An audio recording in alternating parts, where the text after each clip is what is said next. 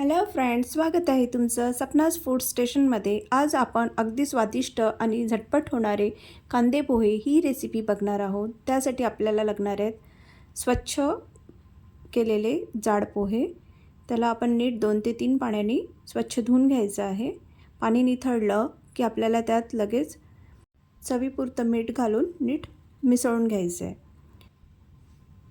आपल्याला लागणार आहे एक बटाटा, थोडा कढीपत्ता, हिरवी मिरची चवीनुसार, गाजर हवं असेल तर ते घालू शकता आणि कांदे भरपूर घालायचे आहेत, म्हणजे 2 तरी घालायला हवे। बऱ्याच जणांचा गैरसमज असतो की तेल भरपूर घातलं तर पदार्थ चांगला होतो, पण हा गैरसमज आहे। आधी आपल्याला बटाटा व्यवस्थित होऊ द्यायचा आहे, कारण बटाटा शिजायला वेळ लागतो। नंतरच इतर भाजी घालायची आणि अगदी थोडं मीठ घालायचं, जेवढं भाजीला पुरेल। वाफ काढून घ्यायची।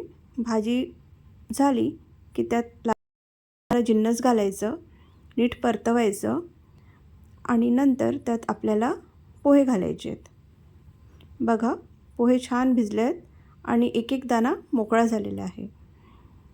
नंतर तेलाचा अतिशय वापर न करता आपल्याला थोडा इथे पाण्याचा शिंपडा घालायचा आहे आणि नंतर बघा तुम्ही, छान पोहे आपले दिसत आहेत। आता आपल्याला थोडे स्टीम काढून घ्यायची आहे, वाफ काढायची आहे, अगदी 2-3 मिनिट। आपले पोहे बघा आता किती छान झाले आहेत। पोहे झाले असले तरीही गॅस बंद करून अगदी 2 ते 3 मिनिट परत वाफ काढावी, म्हणजेच झाकण लावून ठेवावे, लगेच सर्व करू नये। त्यामुळे ते छान मुरतात आणि एक विशिष्ट चव येते पोह्याला। नंतर आपण सर्व करूया। छान रस्सा चणा घेतला आहे आपण, त्यावरती मस्त आपण गार्निशिंग करूया आणि खायला घेऊया। आमच्याकडे हा पदार्थ फार फेमस आहे। तुम्ही नागपूरला याल तर नक्कीच ट्राय कराल रस्सा पोहा। थँक्यू।